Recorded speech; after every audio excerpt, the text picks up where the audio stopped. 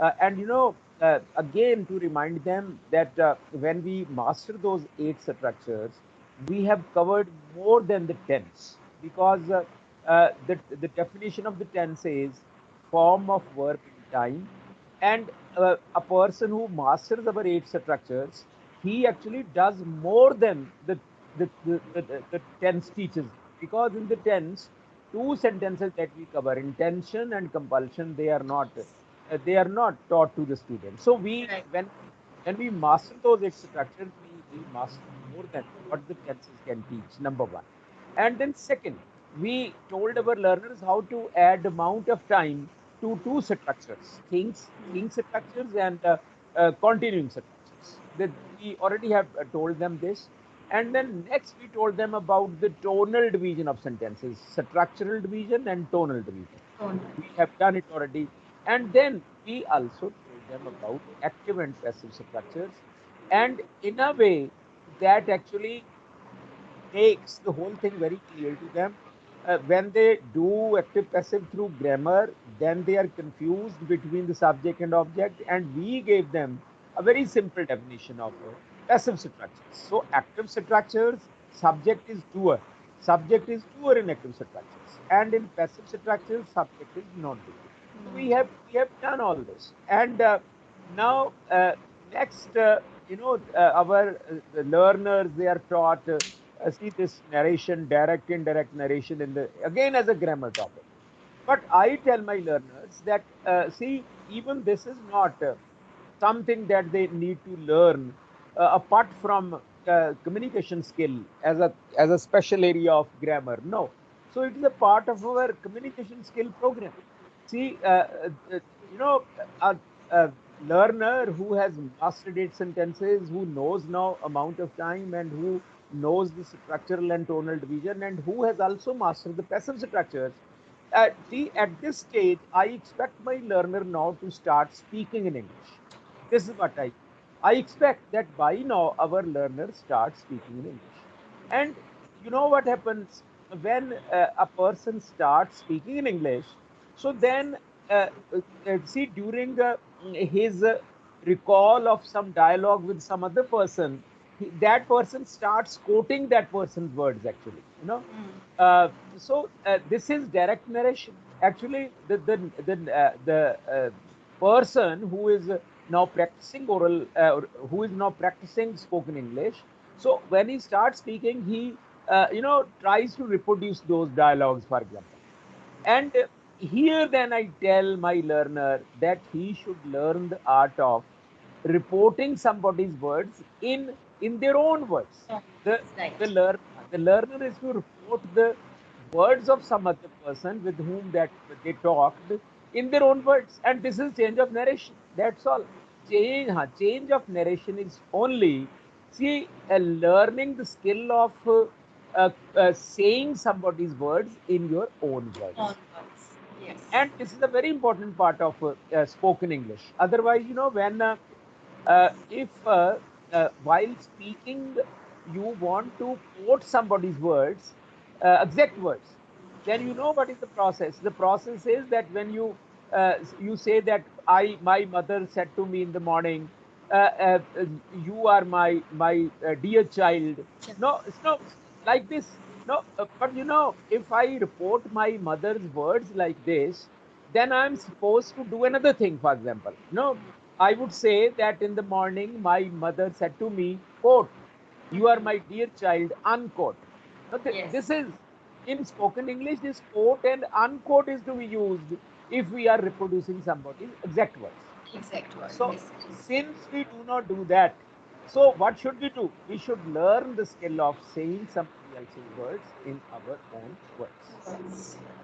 And this is narration, this is change of narration, that rather than quoting somebody's exact words, now I am reporting those words in my own words. On words. And Neha, here one the first thing that I would like to tell our learners, that inside the commas, for example, inside the commas, there will always be one or two or three of those tonal see division sentences. For example, when somebody speaks, either that somebody would be making a statement which is assertive sentence, or that somebody would be asking a question, that is an interrogative sentence, or that somebody would be using an imperative sentence, request, order, advice, or that person would be saying an optative sentence. Optative sentence, for example, wish or prayer, or an exclamatory sentence, or a let sentence. So our learners must know that inside the commas are always those tonal division sentences that we have already covered. So six of them. The person, you see, our learner can uh, come across the situations where these six different sentences figure inside the commas. And what is to do? He is to now use this skill to report those words in his own words. Okay. So how do we do this? First of all, uh, that speaker has to connect the first part with the second part. See, coming back to the sentence, my mother said to me in the morning, "You are my dear child." So, this statement consists of two parts. One part is before the commas. In the language of grammar, they call it reporting speech. They call it reporting speech. Reporting And, speech. and then inside the commas, there is reported speech. Reported Reported speech. speech. So these two parts, these are the two terms of grammar.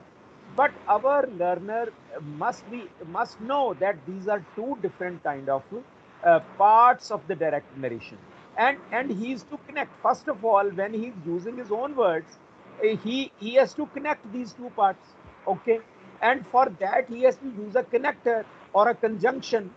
And here now the first thing that I would like to tell my learners is that the uh, conjunction that, that, it it helps him in four out of these six sentences, that is used at four places. At four places. We will take the examples one by one. But first of all, let me tell you that out of these six, which are the four cases where that is the connector. So number one, assertive sentences. Assertive sentences, we use that. For example, my mother said to me, "You are my dear child." My mother told me that That. I was her dear child. Okay. Acha. So from the first, then we move on to the uh, fourth kind of sentence. Fourth kind of sentence is wish or prayer sentences, optative sentences. Okay. So my mother said to me, "May you live long." May you live long. So again, my mother wished that I might live long. Again, Yes. that that helps here again. Number two, and then third exclamatory sentences. There also we make use of that. For example, the poet said, "How beautiful the moonlit night is." Huh? The poet exclaimed that the moonlit night was very beautiful. Again, that is the connector. Okay, and then finally the let sentences. There also we use that. Okay, for example, I said to my friend, "Let us now take tea." I suggested to my friend that we should take tea then. Okay, okay. And then similarly, the other permission, let is used in permission sentences also. The boy said, "Let me go in." The boy requested that he might be allowed to go in. Acha. The officer said, "Let the boy come in." The officer ordered that the boy might be let in. So this is the first idea that our learners must take notice of, that out of those six tonal division sentences, four are connected with the help of that. Help of that. Assertive sentences, number one, and then imperative sentences, then optative sentences, and then let sentences. And now, if there is a question inside, yes, if there is a question inside, again, we first of all we try to take the help of if or whether. I if or whether, WHETHER. If or whether are the two connectors for interrogative sentences. Hmm. For example, my mother said, "Are you not late?" My mother asked if I was not late or whether I was not late. See, we can choose one of these two. And Okay. because if is a it is a smaller word, so most of the people make use of if. Okay. So my mother said, "Are you not late?" My mother asked if I was not late. So number one, we, as for interrogative sentences, the connecting word is if or whether. Okay. But if inside the commas there is an interrogative word, for example, when, why, how, why. See, if one of these is there already, understand? So, for example, my mother said, yeah, why are you late? My mother said, "Why are you late?" So my mother asked why I was late. Okay. So then even if or whether are not needed, only interrogative word becomes the connecting word. So this is how we handle the interrogative sentence. Interrogative. And the second thing about interrogative sentences is uh, that they become statements. They become statements. For example, when I say that my mother said, "Are you late?"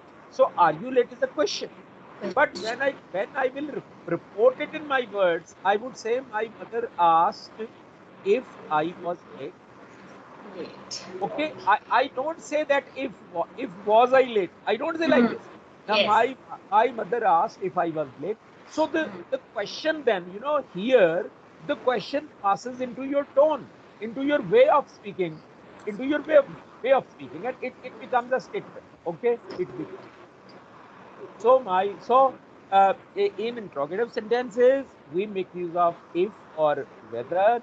But if an interrogative sentence begins with one of the interrogative words, then even that is not needed. And a question becomes a statement. Okay. Now come to the imperative sentences. Imperative sentences. So in case of imperative sentences, two connects the whole thing. See, for example, I said to the boy, "Get out." I ordered the boy to get out. I said my friend, "Please help me." I requested my friend to help me. Okay. So I said to my son, "Work hard." I advised my son to work To hard. work Okay. Acha, I said to my son, "Do not shirk work." I forbade my son to shirk. hard. To share Yes, work. if the advice is given with a negative sentence, then we do not say like this. "Yeah, I advise my son not to shirk work." We don't say it like this. We say that I forbid my son to shirk. So first point is covered, Neha. Yeah, see, when two parts are to be connected, that helps us in four cases: Yes. assertive, imperative, optative, and let subject. Okay. Acha, if or whether or ordinary questions, but if there is an interrogative word inside, then even if or whether are not needed. Interrogative. And in imperative sentences, two connects the first part with the other. Okay, Neha? Okay. Yes. And then another thing, we are to tell our learners that requested, ordered, advised, forbade, they do not take two after that. Requested, ordered, advised, forbade, do not take two after that. Okay. And suggested takes two after that. Okay. So now one point we have covered. We have covered how the idea of connecting the Can. first to the. Okay. Yes. Acha. Then second idea is the idea of personal pronouns. Inside the commas, there are Yes. personal pronouns, and we have to change them.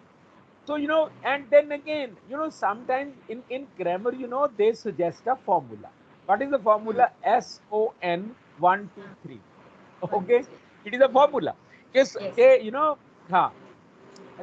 See, it is 1 1 2 3 SON. 1 2 3 SON. Yes. One means first person. Huh? Okay. Acha. and 2 means second person, and 3 means third person. Acha. So, uh, they say that if there is, if inside the commas there is first person, okay, it changes into the person of the subject. I give you an example. Okay. He said to me, I'm your friend. He said to me, I am your friend, but his enemy. Look at this sentence. Okay. He said to me, I am your friend, but his But enemy. his enemy. He told me that he was my friend and his enemy. Acha, third, three, S-O-N. S-O-N means the first changes into the person of the subject. Second person Subject. changes into the person of the object. And third person, no change. N stands for no change. Because his remains his. That's all. Okay. So this is the formula. But I have been telling my learners that they should, this formula works everywhere. It works everywhere. But I tell them a simpler way of handling this problem. I tell them that when they speak, they should try to simply remember who is saying what to whom. Who is saying what Saying to whom. what to whom. Okay. So now he said to me, I am your friend and his enemy. Friend. So if my learner remembers that I actually the speaker he used for him, so Him. it will become he. Okay. And I am your, and your, actually he was addressing me, so your automatically becomes my, Me. and his remains his. So it's a simpler way. Okay. See, he told me that he was my friend and his enemy. So I tell my learners to remember who is saying what to. Yeah, it's a better way of probably remembering and Yes. writing. Okay, Right. okay. Acha. So Neha, first point was the connecting word. We have covered it. The Yes. second point was personal pronouns. We have covered it. Okay. Yes. And the third point is that if outside the commas you have past past tense, okay, said, then the inside the commas we have to change everything into past. Past. Okay. He said to me, I'm your friend. He told me that he was my friend. Was. Right. So was were changed into, sorry, is am are changed into was were. Was. Were. Has have changed into had. Had. Has been have been changed into had been. So, Had been. uh, but if there is past tense inside also. Okay. Okay. For Okay. example, he said to me, I went to the market. Right. Okay. So inside already there is past tense. So this went then becomes past perfect. He Perfect. told he told me that he had gone to the market. So let me repeat it.